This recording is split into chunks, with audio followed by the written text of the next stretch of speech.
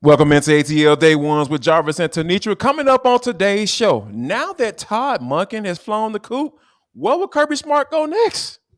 And as that sage poet, the notorious B.I.G. said, the Hawks defense was made of milk box material. And last but not least, and for the culture, would you go to McDonald's on a date on Valentine's Day? We'll talk about all that next right here on ATL Day Ones. Let's go. This is ATL Day Ones, part of Locked On Sports Atlanta. And it starts now.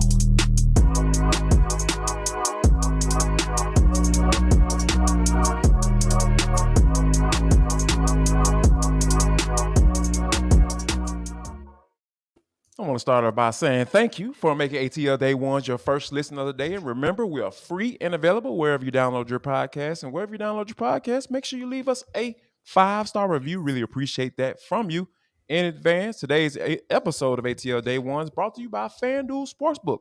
Make every moment more. Visit fanduel.com/locked on today to get started. But I think one of the things that that has been very interesting about the year 2022 is the fact that that's when we found out that Georgia was on its way to winning back-to-back national championships. Excuse me. And the offensive coordinator Todd Monken, he was the guy at the helm. Well, that is no longer. He is on his way to the Baltimore Ravens. Don't know what quarterback or what quarterback he will be coaching, but he will be the offense coordinator for the Baltimore Ravens team. And the first thing that comes to mind for me is that now that Stetson Bennett is gone, who's gonna be the guy, or is this a threat to kind of mess up their chances to go for 3 in a row? I don't think so because, first of all, Todd Monken did amazing work. I mean, anytime you can come in and literally see a team's average per game go up by an astounding 10 points. That is amazing. Like that's gangbusters. Not saying we're necessarily going to see that type of productivity again, but I do believe if the reports are true and Mike Bobo is taking over as offensive coordinator, I think that we have gotten to a point in place where we can trust Kirby to Right. choose the right guy for his staff for continuity purposes and to be that guy who, if he kind of operates like Todd Monken, who was hired as both the OC and the quarterbacks coach, he too can look at Vandergrift, for example, and all of those other guys who are in Whoever, that yeah. stable, that cadre of quarterbacks right Yes. now, and end up allowing the cream to rise to the top and then getting that guy, whichever one it is, whomever it is, to rise to the next level. So no, I think they are still in prime position and should still be the front runners to win the title this season. And of course, they're third in a row. You know what? I think you make a great point, and it kind of eases my, concern that I may or may not have had. I didn't have that many, Right. obviously, because Georgia's a machine right now. Mm-hmm. But I think the main thing that eases my concern is the fact that Stetson Bennett is gone. Because Mm-hmm. if Stetson Bennett was coming back, all right, this is my OC. I've won 2 national championships. Like, not to say that Stetson Bennett can say, "Who are you?" Mm-hmm. But I think that when you're trying to usher in a new quarterback, trying to get into that third spot, I think there's going to be that's the concern. Like, who's going to play quarterback, not necessarily Mm-hmm. the guy who's going to call plays. And Right. if the guy who if it's Mike Bobo, like if the reports are true, more than likely they are because it just makes sense.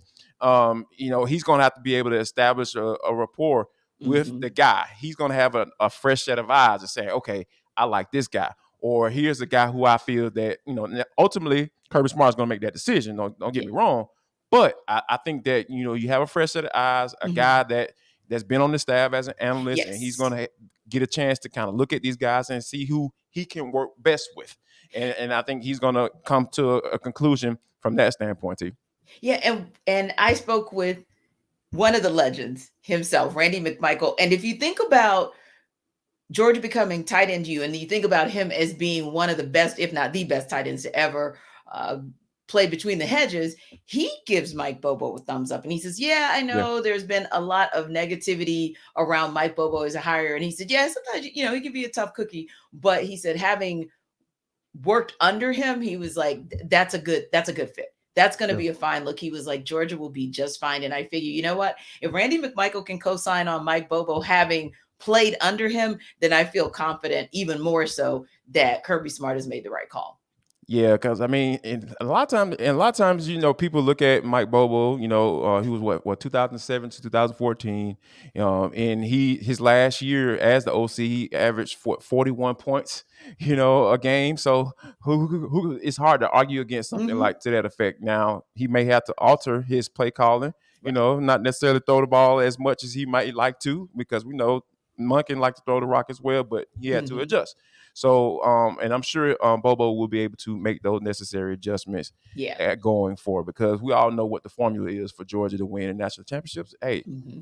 they can throw it, but they're gonna have to run it. Yeah. Absolutely. So, another thing that that I want to kind of touch on is the fact that now Monken is going to Baltimore. Mm-hmm. Like, what does this mean for Lamar Jackson?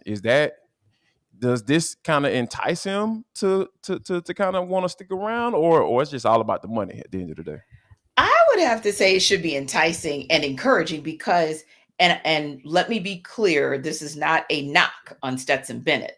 This Right. is a positive and a compliment to Lamar Jackson. So that said, not insulting Stetson, Right. Todd Monken got Stetson Bennett to play otherworldly, got Yeah. him to play to the point where he was a Heisman finalist. Lamar Yes. Jackson was already that in Yes. college without anybody coming in and being the QB whisperer. So Mm-hmm. imagine you've continued to elevate your career all the way up to NFL MVP status, and now you get a guy like this who's kind of a quarterback whisperer. To me, Lamar Jackson is winning. And granted, the Ravens may be the main reason that he stays because they may franchise tag him. But ultimately speaking, I wouldn't be surprised if when he gets to work with someone like a Todd Monken who can potentially elevate his game and maybe elevate the players around him, because I don't think Todd Monken just elevated Stetson Bennett's game. I believe he had an impact on every player on the offensive side of the ball for the Dogs. That said, there are some pieces and there are some parts because, hey, the Ravens got a couple good tight ends. They got a decent run game. You know what I mean? So if Mm-hmm. Todd Monken has the pieces to work with to get a Lamar Jackson where he needs to be, that could bode well for Lamar Jackson. Now, of course, that probably means for those Falcons fans who were still wishing, hoping, and praying that Lamar Jackson might land here, probably not going to happen. But hey, for the Ravens, it's a good look. Yeah, the Ravens always the type of they are the type of organization that they always make good picks and they always Yes. get good fits. Yes. And Todd Monken is probably about the best fit they could possibly get Mhm. after parting ways with Greg Roman. Now, T, we talk about spring. Obviously, we're pitchers and catcher reporting yesterday. We also got word that there's a couple of guys that are a little early in Ronald Yeah. Acuna, Isaiah Beast. So and also Matt Olson as well. Like, what do you think this means for those veteran guys who are pretty much solidified in their spot to kind of show up early and say, "Hey, let's get ready to get this thing going." Right. And we talked about as well Austin Riley being there and Mm-hmm. newbie Sean Murphy being there as well. But for the core veterans who've been there, like Matt Olson, now this is your second year. So we're considering you a part of He's the a vet, core. yeah, for sure. That is absolutely encouraging. I think they're on mission. I Yeah. think that makes a statement to not just the Braves organization and some of the younger players, but also, hey, recognizing the division. We know you guys got better, but we were working to get better too, both with the additions like a Sean Murphy, but also with the core guys here. And Ronald Acuna Jr., who by all stretches of the imagination and by every account is looking like 100% himself. Yes. Yes. He And wait. arrives as the first non-pitcher, non-catcher. Oh, yeah. Beyond warning, Major League Baseball. Not just the NL East, not just the National League, be on warning Major League Baseball for Ronald Acuna Jr. and by default, the Braves. Yes. Yes, the Braves are. This is going to be one of the probably one of the more exciting seasons Yeah. for me, because this is a year and a half, almost 2 years removed from that injury for Ronald Acuna. I think nephew is going to be back this year, T, and I'm calling it right now. I am so excited about what he's going to be able to bring to the table, Mhm. 100% Yeah. healthy. Now, speaking of pitchers, T, so I want to get your thoughts on this now. Now they Rob Manfred has solidified the whole pitch count. They've been doing it in the minor leagues. What are your overall thoughts on Major League Baseball implementing a pitch clock? Excuse me, a pitch clock to kind of, I guess, speed up the game. I think it's a great idea. They've been doing this for the last 3 seasons, so it was almost like a foregone conclusion that they were going to put it in, that Rob Manfred was going to put it in as a permanent rule, if you will. But I look at the other leagues. I look at basketball, and in the NBA, this season is on pace to be the highest scoring average season in the history of the NBA. What does that mean? That game is going fast and furious. I know sometimes I'm there and I'm like, gosh, can the game just slow down for a second? Right. Like Yeah, it's exactly. just Yeah. unbelievably fast, but that's a good thing because the action is going. Even in the league, like even with a vaunted defense like the Eagles, for example, or even the Chiefs being a solid defense as well, it was 38-35. And everybody kind of thought it might be a track meet. And there were a lot of track meets in the NFL this season. So if Major League Baseball wants to keep up with its two fiercest competitors, then you have to do something to make the game the most entertaining that it can be. And the biggest way to make it entertaining, I feel like, is to make sure, hey, you're not going to stand on that mound for an inordinate amount of time and just think that that's going to be okay. Because that's one of the biggest examples of how that game slows down to, oh gosh, so at moments feels like you're watching paint dry. Yeah, indeed. I mean, to be perfectly honest, yes, that's kind of what it feels like. And they've implemented the rule where it's 15 seconds between pitches with bases empty and 20 seconds between pitches with runners on. And Spencer Strider kind of talked about how he's probably one of the guys that were higher out of the starting rotation as far as his pitch count and between. We know how cerebral this guy is and how he has a routine. Baseball players of routine. I'm really interested to see, specifically in spring training, how they kind of make that necessary adjustment. And it's going to be, and Max Fried, actually, who's the guy who was the Cy Young finalist, who was, the highest out of all of the pitchers. So it's going to be interesting to see how these guys will make adjustments. But hey, they're pros.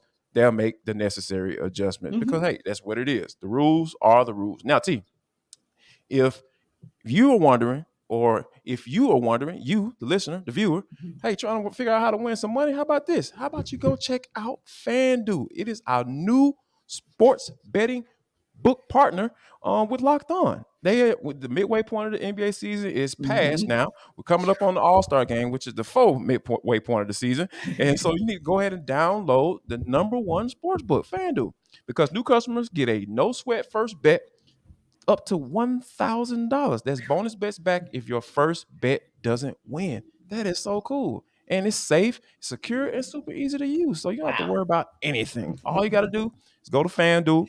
They can bet on anything from the money line, the point scores, to threes drains. So you got the easy stuff, the easy to understand stuff. You know how betting used to be all difficult. You have to understand spreads and money lines and over-unders and all that stuff. How many 3 points you going to hit?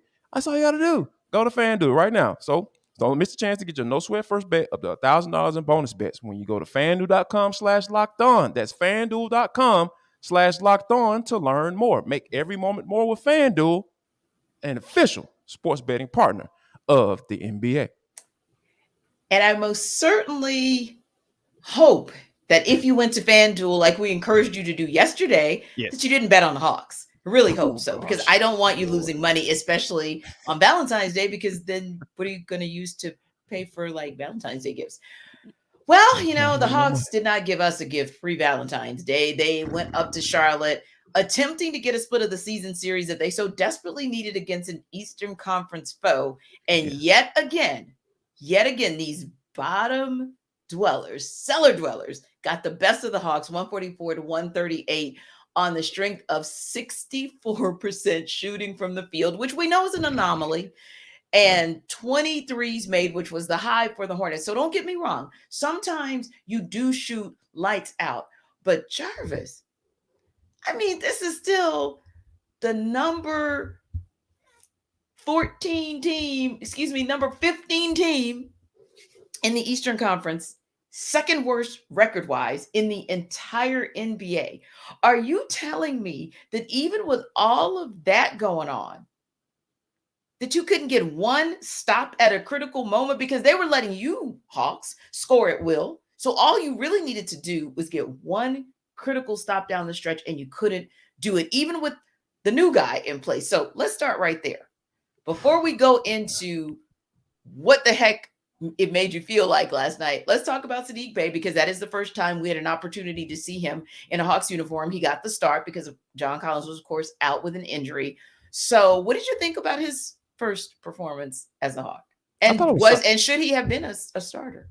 Ooh, that's a really good question. I think that's the very important piece. I was kind of shocked a little bit that Nate insert him into the starting lineup. It kind of tells you how he feels about Jalen Johnson. Well, we already knew how he feels about. He don't rock with Jalen Johnson. Let's just keep it funky today.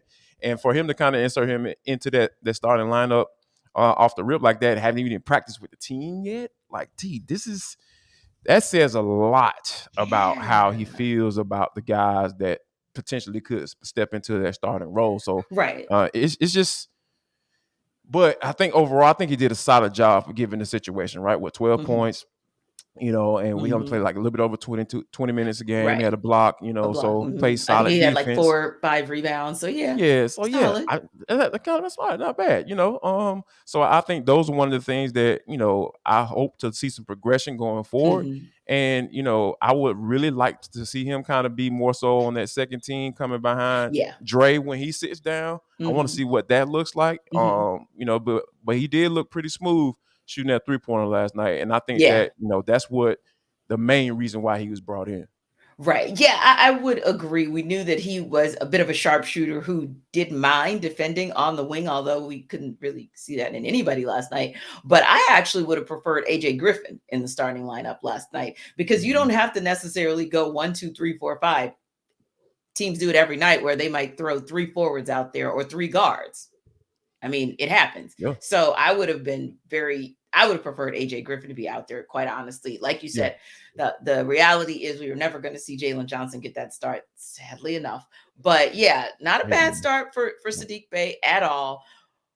But regardless of what he did, that defense was overly underwhelming overall. So Jarvis, what in the world happened, and why does this really just signal to us, real talk? Does this really just signal to us that this team is going to remain for these last 26 games or so? They're going to, or 24 games, they're going to remain a 500 team. And really, we just need to relegate ourselves to expecting, or maybe pursuing, hosting a play-in game? Yeah, basically. Because I am sick of this team. I am so sick of this team, because the one thing that I hate is when it comes to doing my job, I hate teams where I don't know what to expect coming into the game. That is the worst type of team to watch, to cover, and a team that I grew up liking in the city of Atlanta. Like, that is the worst, the absolute worst. And you know what the Falcons do? Even though they've gone to back-to-back seasons at 7-10, but I know what to expect, right? I know the guys are going to give their all. They're going to play hard. And Arthur Smith is going to come up with a pretty solid game plan each and every week to put his guys in position to make plays. Now, it's up to them whether they make the plays. That's on them. But I think that I've come to at ease with watching that team and covering that team. But this Hawks team, they get on my nerves. It even got to the point where the wife last night she was like, Jarvis, I'm about to turn this channel. I was like, why are you about to turn the channel? Because I don't want to listen to you complain about this doggone game each and every night. I'm going to send you downstairs. She almost relegated me to the basement, T.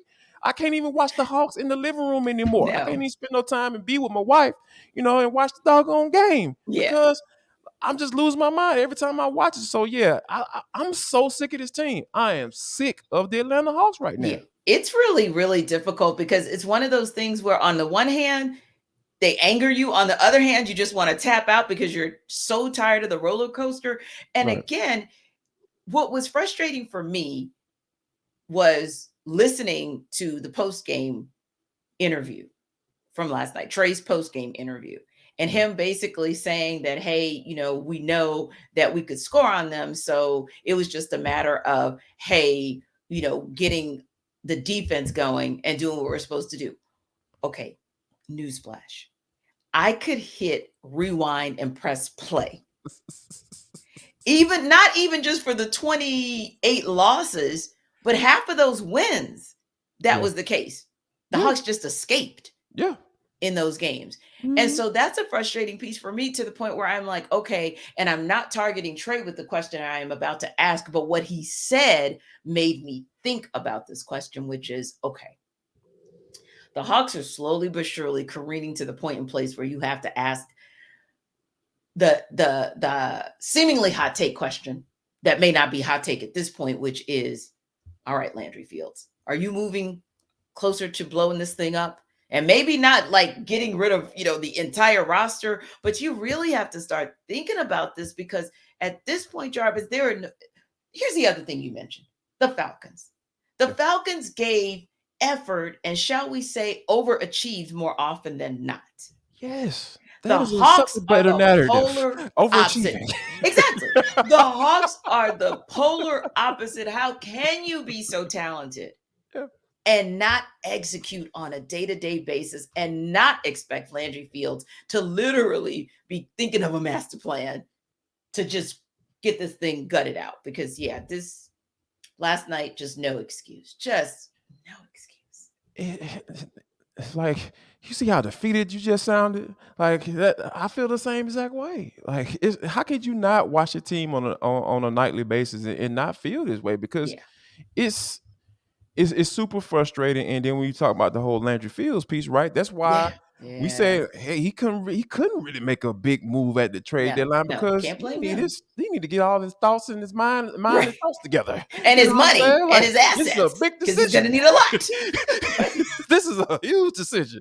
Like, you're gonna be judged on this, my brother, Yes. on what you do, because you got an owner that is itching and scratching to try to figure out what's going on to put a good product out on the court, and spend the necessary money or necessary funds needed to be able to do that.